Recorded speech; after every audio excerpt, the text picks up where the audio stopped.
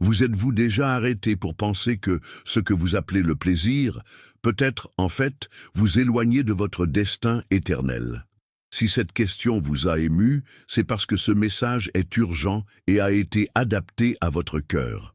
Donc, avant de continuer dans cette vidéo transformatrice, laissez déjà votre lien et abonnez-vous à la chaîne. Ici, nous démasquons les pièges spirituels les plus dangereux de notre temps et vous donnons des outils pour surmonter la guerre invisible qui se produit maintenant en vous. Et plus, je veux que tu commentes maintenant « Mon corps est un temple ». Ce commentaire n'est pas seulement une peine, c'est un acte de courage, un engagement public dans le but que Dieu a conçu pour votre vie. Il lira, il agira. Et cela peut être la première étape vers une transformation qui résonnera dans l'éternité. Avez-vous déjà eu ce sentiment étrange que quelque chose de grand arrive, comme si l'air était plus lourd, les choses autour d'eux commencent-elles à perdre leur bon sens et la tension invisible a-t-elle entravé tout? Ce n'est pas une paranoïa. Beaucoup ont ignoré les signes, mais les élus, ceux sensibles au spirituel, que ce n'est pas une coïncidence. Le temps où nous vivons porte une urgence qui ne peut être ignorée. C'est comme le moment avant la tempête, quand tout est silencieux, mais vous sentez le tonnerre se former à l'horizon. Cette agitation que vous ressentez est l'écho d'une guerre qui a déjà commencé, une bataille silencieuse pour l'âme de l'humanité. Et non, nous ne parlons pas de la théorie de la fiction ou du complot. Nous parlons d'une réalité invisible, mais puissante, qui façonne les décisions, détruit les objectifs et s'endort les cœurs. Le monde se dirige vers quelque chose de sombre, et peu sont préparés à ce qui est à venir. Mais vous êtes ici, et cela en dit déjà beaucoup, parce que rien ne se passe par hasard. Si vous écoutez cela maintenant, c'est parce qu'il y a un appel en cours, un avertissement que vous ouvrirez les yeux et vous positionnerez. Vous êtes convoqué pour sortir de l'apathie et assumer votre rôle dans l'histoire spirituelle qui se déroule. Ce n'est pas seulement un message, c'est le début d'une transformation. Au milieu du bruit du monde, forces sociales, nouvelles, distractions sans fin, il y a un appel qui passe inaperçu à la plupart. Mais certains, les élus ressentent quelque chose de différent, une agitation dans le cœur, une conscience qui murmure quand tout le monde est silencieux. C'est comme si quelque chose à l'intérieur vous pleurerait par des fins, pour la vérité, un chemin qui va au-delà de ce que les yeux peuvent voir. Ce n'est pas fou. C'est un appel divin. Cet appel ne crie pas. Il ne s'impose pas à la violence. Au contraire, il est subtil, presque imperceptible, comme le murmure d'une douce brise dans le chaos. Et c'est pourquoi tant de gens l'ignorent. Il faut une sensibilité spirituelle pour écouter. Vous devez être fatigué des mensonges du monde pour chercher la voix de Dieu. Et lorsque cette voix résonne enfin en nous, elle change tout. Redéfinit nos valeurs, remet en question nos décisions, transforme notre destin. Écouter cet appel, c'est comme réveiller un rêve. Soudain, vous vous rendez compte que vous viviez anesthésié, distrait, loin de quelque chose de beaucoup plus grand. Mais maintenant, les yeux ouverts, vous ne pouvez plus ignorer. Vous savez qu'il y a un but, une mission. Et aussi effrayant que cela puisse paraître, cette mission est aussi sa libération. L'humanité a été perdue lorsqu'elle a commencé à traiter le corps comme un objet, comme une marchandise, comme un moyen de plaisir vide. Mais il y a une vérité oubliée, une révélation ancienne et puissante. Le corps est le temple. Pas de temple, mais le foyer sacré de la présence divine. Lorsque Paul a écrit aux Corinthiens, il ne philosophiait pas. Il révélait un mystère spirituel profond. Nous avons été achetés à un prix élevé, et ce prix était du sang, c'était une croix, c'était un sacrifice. Passer son propre corps est plus qu'une erreur morale, c'est une profanation spirituelle. C'est comme piétiner un autel fait avec des pierres célestes, un espace sacré pour la gloire de Dieu. Et le monde, avec sa banalisation de la sexualité, a encouragé exactement cela. Les médias, la culture pop, les idéologies modernes, tout indique l'inversion des valeurs, où le sacré devient ridicule et le profane est exalté. Mais ceux qui ont le discernement viennent au-delà. Lorsque vous comprenez que votre corps est un autel, votre vision change. Chaque choix, chaque touche, chaque exposition a un poids spirituel. Vous n'êtes pas seulement de la viande, vous êtes à la maison. Et lorsque vous vous positionnez pour protéger ce temple, quelque chose de puissant se produit. Vous commencez à attirer la présence de Dieu de manière palpable. Le ciel commence à habiter son intérieur. Il y a une guerre qui se passe maintenant. Pas dans les rues, non pas dans les gros titres des journaux, mais dans l'esprit, dans les désirs, dans des décisions intimes. C'est une guerre pour sa pureté. Une bataille féroce entre la lumière et l'obscurité a combattu dans l'ombre de l'âme humaine. Et le champ de bataille est votre cœur. Cela semble-t-il exagéré? Notez donc comment la société a transformé ce qui est pur en une blague. La pornographie est devenue un passe-temps. La promiscuité est devenue la liberté. Mais tout cela est une stratégie d'un ennemi qui veut vous voir loin de Dieu. Éphésiens 6:11 n'est pas une belle métaphore. C'est une instruction de survie. Il se révise de toute armure de Dieu afin qu'il puisse résister le mauvais jour. Et le mauvais jour est là. Ce que beaucoup ne réalisent pas, c'est que chaque glissement, chaque concession, ouvre des portes spirituelles. Chaque aucun problème est une fissure dans l'armure. Et avant de remarquer, l'âme est déjà en captivité et le temple en ruine. Mais il y a une vérité puissante. Vous avez été appelé à vous battre. Pas en tant que victime, mais en tant que guerrier. Et Dieu vous associe à des armes spirituelles pour résister. La pureté n'est pas une faiblesse, c'est un bouclier. C'est une résistance contre la corruption spirituelle. Et ceux qui le préservent deviennent légers dans un monde dans l'obscurité. Le péché ne se présente jamais comme un monstre. Il vient comme un ami, un gentil conseiller, une opportunité de plaisir. Il murmure qu'il est inoffensif, que personne n'a besoin de savoir. Il ne fera pas de mal. Mais lorsque vous cédez, il se transforme. Ce qui semblait doux devient amer. Ce qui a promis la liberté devient prison. C'est le piège le plus dangereux d'aujourd'hui. Le péché s'est écrasé de plaisir. Surtout dans la sphère sexuelle, ce piège a détruit des vies en silence. Pornographie, relations jetables, dépendance intime, toutes promettent une satisfaction, mais donnent de la honte, de la culpabilité, de la distanciation de Dieu. C'est comme boire du poison sur un bol en cristal, beau à l'extérieur, mortel à l'intérieur. Et le plus dangereux est que souvent la personne ne réalise que quand il est déjà profondément blessé. Mais voici une vérité qui doit être dite. Vous pouvez vous échapper. Dieu ne nous laisse jamais sans issue. Chaque tentation a un itinéraire d'évasion. Chaque piège a une clé. Et cette clé est la vérité. La libération de vérité. La vérité révèle ce qui est caché et brise les chaînes de l'esclavage. Il est temps d'arrêter d'accepter les mensonges de l'ennemi et de commencer à vivre avec la vérité de Dieu.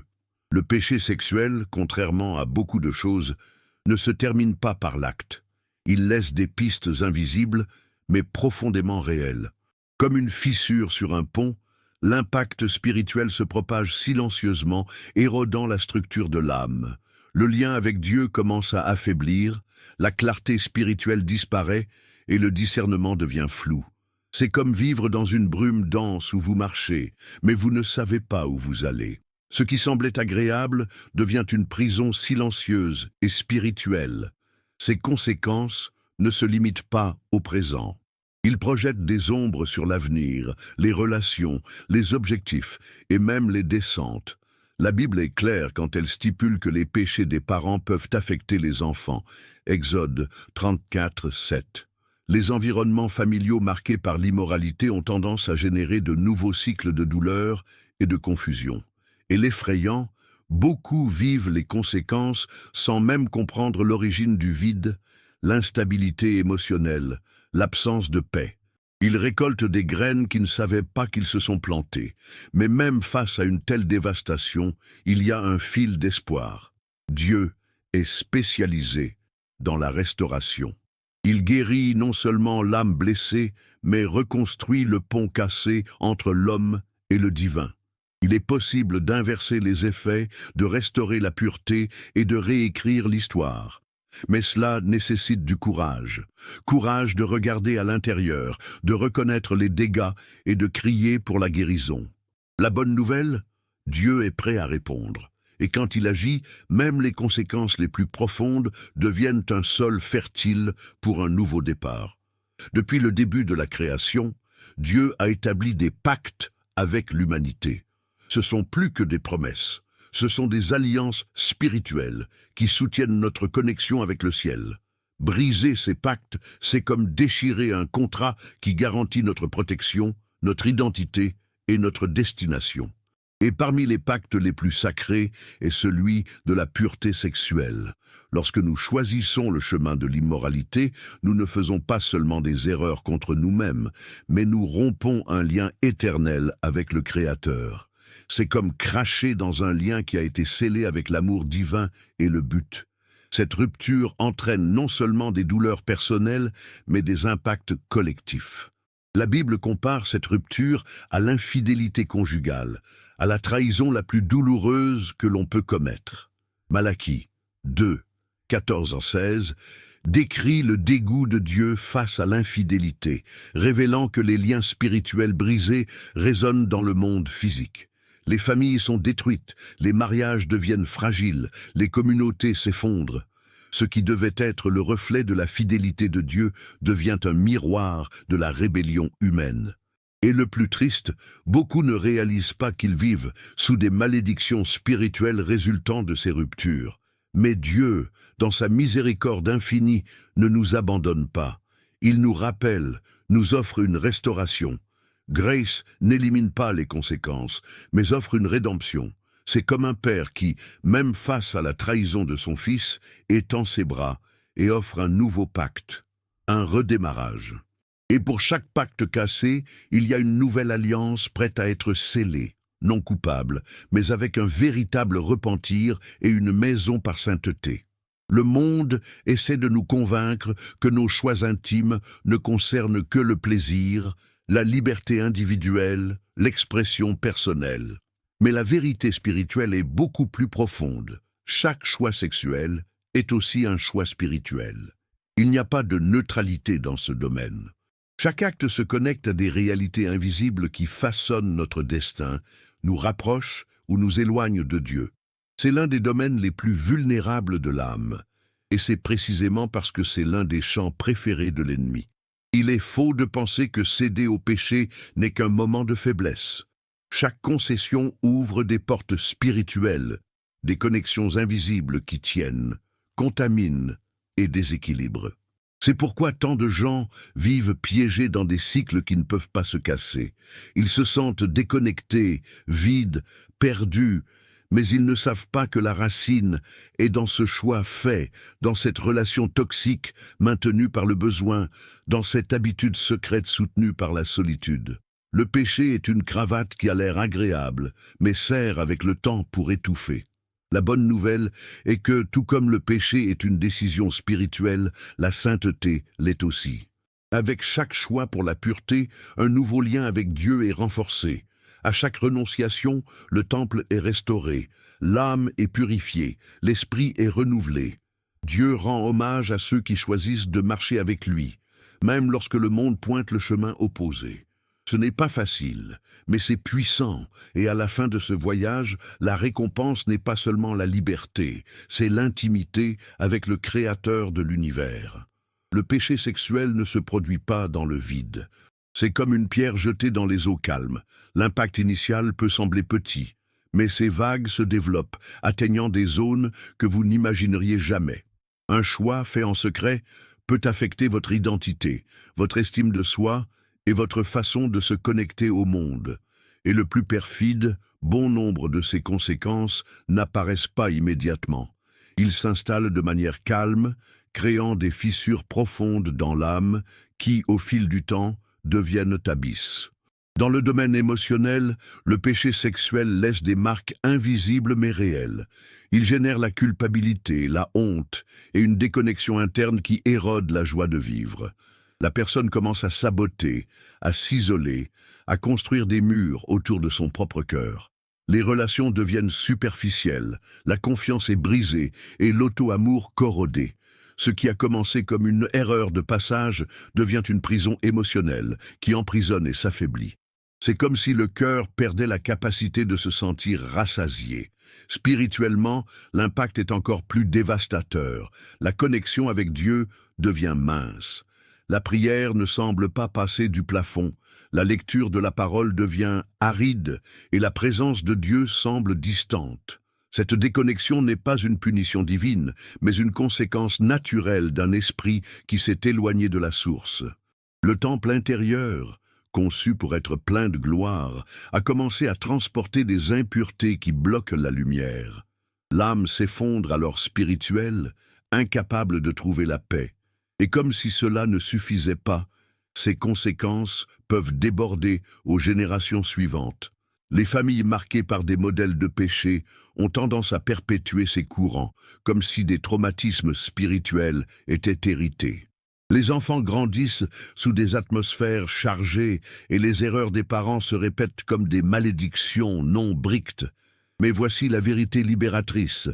Le cycle peut être interrompu par le repentir sincère et la restauration divine, qui était autrefois une malédiction, peut devenir témoin de la libération. Au milieu des conséquences douloureuses, de la douleur de la culpabilité et des chaînes de honte, une question résonne dans l'âme. Y a-t-il encore de l'espoir? Pour beaucoup, le péché devient un fardeau si lourd qu'il semble impossible de revenir. L'ennemi murmure trop tard, que vous êtes allé trop loin, que Dieu est devenu le visage. Mais c'est le plus grand mensonge en enfer. La vérité est que Dieu ne se lasse jamais d'aimer, et sa grâce est plus profonde que l'abîme de notre erreur. L'espoir n'est pas une idée fragile, c'est une ancre spirituelle, ferme, dans le caractère immuable d'un Dieu racheté. Même lorsque tout semble ruiné, lorsque l'âme est en morceaux et que la foi a été affaiblie, il y a une main prolongée, prête à soulever. La Bible regorge d'histoires de personnes qui ont échoué profondément, mais qui ont été restaurées. David, après son péché avec Bathsheba, n'a pas été détruit. Il s'est repenti, a été discipliné, mais a également été restauré et appelé l'homme selon le cœur de Dieu. L'espoir que Dieu offre n'efface pas le passé comme s'il n'avait jamais existé. Cela vous transforme. Les cicatrices restent, mais comme des marques de surmontée, pas de condamnation. Dieu prend les pièces cassées et installe quelque chose de nouveau, avec plus de beauté et de but qu'auparavant. La douleur n'est pas jetée, elle est rachetée. Et c'est dans cette rédemption qu'une nouvelle identité est née. Plus un esclave de culpabilité, mais pardonné, bien-aimé, restauré. Donc, même si vous vous sentez au fond du puits, même si votre âme est couverte d'obscurité, lève les yeux. Dieu est là, non pas avec un doigt accusant, mais à bras ouverts. Il se spécialise dans la transformation des tragédies en témoignages. Et si vous respirez toujours, il y a encore du temps, il y a encore une chance, il y a encore de l'espoir. Le mot « rédemption » porte un poids sacré. Elle n'est pas seulement pardon, elle est la reconstruction de ce qui semblait irréparable. C'est comme si Dieu, le grand artisan de l'éternité, recueille chaque morceau cassé de l'âme et commence, avec la délicatesse et le pouvoir, pour reconstruire une nouvelle version de vous. Lorsque nous regardons notre histoire erronée, il est facile de croire que ce qui a été détruit ne sera jamais restauré. Mais l'Évangile nous enseigne le contraire. Ce qui est donné à Dieu, même brisé, revient mieux qu'auparavant. Jésus n'est pas venu au monde pour le parfait, mais au blessé. Il a regardé les pécheurs, les prostituées, les traîtres, et au lieu de les repousser, il les a attirés par amour. Jean 8, 11 nous montre un moment sublime, quand une femme prend l'adultère et est amenée à Jésus. Tout le monde s'attendait à une condamnation, mais il a dit « Je ne la condamne pas non plus. Je vais et ne pas petit ». C'est l'essence de la rédemption. Il n'ignore pas l'erreur, mais il le transforme en point de départ pour une nouvelle vie. Dieu ne vous voit pas pour ce que vous avez fait, mais pour ce qu'il peut faire en vous. La restauration commence par regret, pas un sentiment superficiel, mais un changement de direction. Il regarde en arrière avec douleur et en avant avec foi. Lorsque nous avouons nos péchés, comme le dit 1 Jean 1,9, Il est fidèle et juste pour nous pardonner et nous purifier. C'est dans ce processus que le miracle se produit. Ce qui était la honte devient un témoin. Ce qui était l'obscurité devient légère. Et ce qui était la mort cède à une vie abondante. C'est dans cet espace que le cœur trouve le repos. Et peut-être que la plus grande beauté de la rédemption est la suivante. Elle ne dépend pas du mérite, mais de la reddition. Vous n'avez pas besoin d'être propre pour vous rapprocher de Dieu. Vous avez juste besoin d'être disposé, parce que là où votre force se termine, votre grâce commence. Et cette grâce est suffisante pour réécrire n'importe quelle histoire. La sexualité, créée par Dieu, est l'une des expressions les plus sacrées de l'intimité humaine. Loin d'être une simple impulsion biologique, elle a été conçue comme un lien spirituel entre deux âmes unies en alliance. Dans le plan original, la sexualité reflète la fidélité, la remise et l'amour de Dieu lui-même. Lorsque le Créateur a formé l'homme et la femme, il les a bénis avec la capacité de s'unir, non seulement physiquement mais spirituellement, comme un reflet de la relation entre le Christ et l'Église. Il y a la beauté, le but et la gloire dans ce cadeau, mais le monde, influencé par des idéologies déformées, a réduit cette bénédiction à un simple divertissement. Transformer le sacré en produit, intimité en marché et pureté dans la source de dérision. Cette fausse déclaration n'est pas seulement culturelle, elle est spirituelle. C'est une tentative de l'ennemi de voler le sens profond de la sexualité, de lui en arracher son essence divine. Et quand cela se produit, l'âme se sent, quelque chose est perdu. La vraie connexion disparaît et le vide remplace le plaisir. Récupérer le véritable objectif de la sexualité, c'est comme rencontrer des bijoux perdus. Dans le mariage, c'est la célébration d'un pacte, une expression de confiance, un canal de vie et un culte. Cela glorifie Dieu lorsqu'il est pratiqué dans les limites qu'il a établies, car ces limites ne sont pas des prisons, mais la protection. En eux, il y a la sécurité émotionnelle, la stabilité spirituelle et les bénédictions que le monde ne peut jamais offrir. C'est dans ce contexte que la sexualité s'épanouit qu'elle devrait, propre, pleine, significative. Dieu veut non seulement pardonner l'utilisation déformée de la sexualité, il veut restaurer sa dignité, il veut que chaque personne redécouvre la beauté de ce qui a été créé pour être éternel. Lorsque nous nous rendons à son plan, la honte est échangée contre l'honneur et la culpabilité de la paix. Parce que la sexualité au cœur de Dieu a toujours été plus qu'un acte, c'était le culte. La recherche de la sainteté n'est pas un voyage externe. Il ne commence pas par des règles ou des apparences, mais en silence, dans le domaine le plus intime et le plus féroce de tous, l'esprit et le cœur. C'est là que les batailles les plus brutales sont examinées, où les pensées se duellent entre ce qui est pur et ce qui est corrompu. La sainteté est un état de guerre constant. Chaque jour est un champ de tentations subtiles, des choix camouflés, des désirs qui tentent de se déguiser en besoin. Le monde ne facilite pas. Il offre des raccourcis, des plaisirs rapides, des rationalisations convaincantes. Mais en vous, quelque chose murmure plus fort. Vous avez été appelé à quelque chose de plus grand. L'ennemi sait où attaquer. Il ne vient pas avec l'évidence, il est livré avec le pratique. Images, suggestions, distractions, toutes soigneusement conçues pour saper votre résistance. Une image ici, une concession là-bas, et quand vous réalisez qu'elle est déjà loin de la source de vie. Par conséquent, Éphésiens 6:11 nous dit de habiller toute l'armure de Dieu, pas partie d'elle, tout. Cela inclut le plastron de la justice, le bouclier de la foi et surtout l'épée de l'esprit. La parole, parce que sans armes spirituelles, vous allez en guerre avec votre poitrine nue. Mais la bonne nouvelle est que vous ne vous battez pas seul. Le Saint-Esprit habite en vous, et lorsque vous vous donnez à lui, la force de résister vient de l'intérieur, comme une explosion de lumière dans l'obscurité. La prière n'est pas seulement un rituel, c'est un lien avec la source de la force. La communion avec d'autres croyants n'est pas seulement la coexistence, c'est la stratégie de guerre. Dieu utilise chaque détail pour vous garder debout. Et plus que cela, il vous façonne, vous renforce, vous affine comme une épée prête pour couper les mensonges du monde. La sainteté est, oui, une bataille quotidienne, mais elle est aussi un voyage de victoire. Chaque tentation est une brique dans son temple spirituel.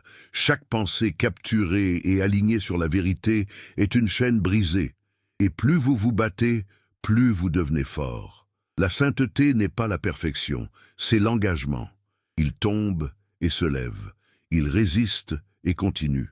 Et à la fin, quand tout semble lourd, rappelez-vous, celui qui marche avec Dieu se dirige vers la gloire. La rédemption n'est pas seulement pour vous. Ce que Dieu fait dans votre vie est trop puissant pour être maintenu en silence. Il y a quelqu'un en ce moment espérant exactement ce que vous avez vécu, comment vous êtes tombé, et surtout, comment vous avez été élevé. Sa douleur, lorsqu'il s'est rendu à Dieu, devient un outil de guérison. Son témoignage, aussi sombre soit-il, est une torche entre les mains de ceux qui marchent encore dans l'obscurité. Vous n'avez pas été restauré pour vous-même. Vous avez été restauré pour être léger. Nous vivons à une époque où la vérité est étouffée par des voix qui célèbrent le péché.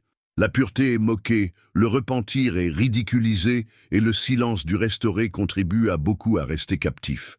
Mais quand quelqu'un se lève et dit « j'ai été libéré », quelque chose se passe. Les chaînes invisibles commencent à se briser. Le monde a besoin de plus que des discours, priorité d'exemples vivants. Et peut-être que vous êtes juste cela, la preuve vivante que Dieu se transforme, guérit, reconstruit. L'acte de partager votre histoire n'est pas une vanité, c'est la mission. C'est planter des graines d'espoir dans les cœurs qui ne croient plus au redémarrage. Et lorsque sa voix rejoint d'autres personnes qui ont été guéries, une génération de rachetés qui deviennent des phares au milieu de l'obscurité est née.